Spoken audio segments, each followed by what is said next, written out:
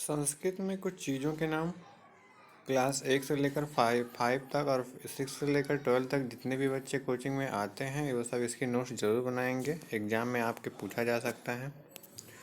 तो चलिए देखते हैं, आज पक्षियों के बारे में हम पढ़ते हैं। पक्षियों, फूलों और फलों के बारे में उनको संस्कृत में क्या कहते हैं, तो चलिए देखते हैं। शुका, शुका में होता है तोता। तोता को संस्कृत में शुका कहते हैं। और नेक्स्ट देखते हैं काका। काका का मतलब होता है कौवा। संस्कृत में जो है कौवा को काका कहते हैं। नेक्स्ट है कपोता। कपोता का मतलब होता है संस्कृत में कबूतर और हिंदी में कबूतर कहा जाता है और संस्कृत में कपोता कहा जाता है। नेक्स्ट देखते हैं चटका। चटका का मतलब होता है गौरैया। संस्कृत में गौरैया को चटका कहते हैं। नेक्स्ट देखते हैं मयूरा। मयूरा जो होता है वो मोर होता है, संस्कृत में उसे मयूरा कहते हैं। और नेक्स्ट है बका। बका का मतलब होता है बगुला। बगुला को संस्कृत में बका कहते हैं। नेक्स्ट कुछ फलों के बारे में देखते हैं। सेब को सेवम कहा जाता है। संस्कृत में सेब को सेवम कहा जाता है। और आम की अगर बात करें तो आम को आम्रम कहा जाता है संस्कृत में। नेक्स्ट है अनार। अनार को संस्कृत में डार्डिनम कहा जाता है, डार्डिनमम। नेक्स्ट देखते हैं कालिंदम। कालिंदम में होता है तरबूज, जो वाटरमेलन भी कहते हैं इंग्लिश में। तो कालिंदम जो होता है वो संस्कृत में इसे तरबूज को कहा जाता है। और कदली फलम। कदली फलम का मतलब होता है केला। संस्कृत में जो है कदली फलम कहा जाता है केला को। नेक्स्ट है पेरू फलम। पेरू फलम का मतलब होता है नाशपाती। नाशपाती एक फल होता है अमरूद की तरह, उसे संस्कृत में पेरू फलम कहा जाता है। नेक्स्ट देखते हैं नारंग फलम। नारंग फलम का मतलब होता है नारंगी या ऑरेंज आप जिसे कहते हैं।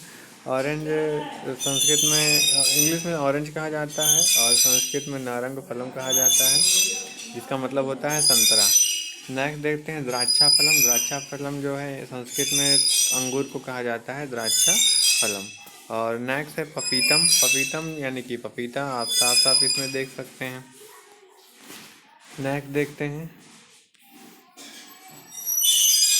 सूर्या। सूर्या का मतलब होता है सूरज। संस्कृत में सूर्या कहा जाता है सूरज को। सुका मतलब तोता। तोता को संस्कृत में तोता को सुका कहा जाता है। नेक्स्ट है घटा। घटा मतलब होता है घड़ा। संस्कृत में घटा कहा जाता है घड़े को। नेक्स्ट है अजा। अजा मीन्स होता है बकरी। बकरी को संस्कृत में अजा कहा जाता है।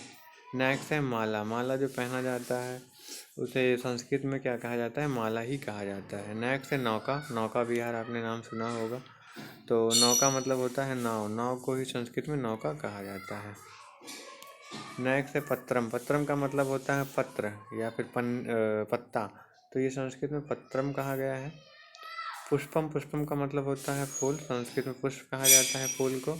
नेक्स्ट है आम्रम। आम्रम का जो मतलब होता है आम होता है संस्कृत में। नेक्स्ट देखते हैं सकानी मतलब सब्जियां। आलूकम। आलूकम का मतलब होता है आलू। वृंतकम का मतलब होता है बैगन। और कुष्मांडा का मतलब होता है कोहड़ा, जिसे आप कद्दू भी कहते हैं। नेक्स्ट है मूलकम। मूलकम का मतलब होता है मूली। गर्जनम का मतलब होता है गाजर। नेक्स्ट है गोजीवा। गोजीवा का मतलब होता है गोभी। नेक्स्ट है अलाबुआ। अलाबुआ का मतलब होता है लौकी। रक्तांगम मतलब होता है टमाटर और भिंडिया का मतलब होता है भिंडी। अब हम कुछ फूलों के नाम देख लेते हैं संस्कृत में। पाटला। पाटला का मतलब होता है रोज। रोज यानी कि गुलाब।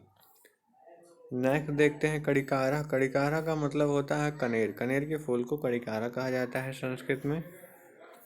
कमलम। कमलम का मतलब होता है कमल। जपा पुष्पम का मतलब होता है हिबिस्कस यानी कि गुड़हल। नेक्स्ट है गंध पुष्पम। गंध पुष्पम का मतलब होता है गेंदा का फूल। संस्कृत में गंध पुष्पम कहा जाता है। नेक्स्ट है सूर्यकांतिया। सूर्यकांतिया का मतलब होता है सूरजमुखी। संस्कृत में सूरजमुखी को सूर्यकांति कहा जाता है। तो ये वीडियो आपको कैसा लगा कमेंट बॉक्स में ज़रूर बताइएगा। धन्यवाद।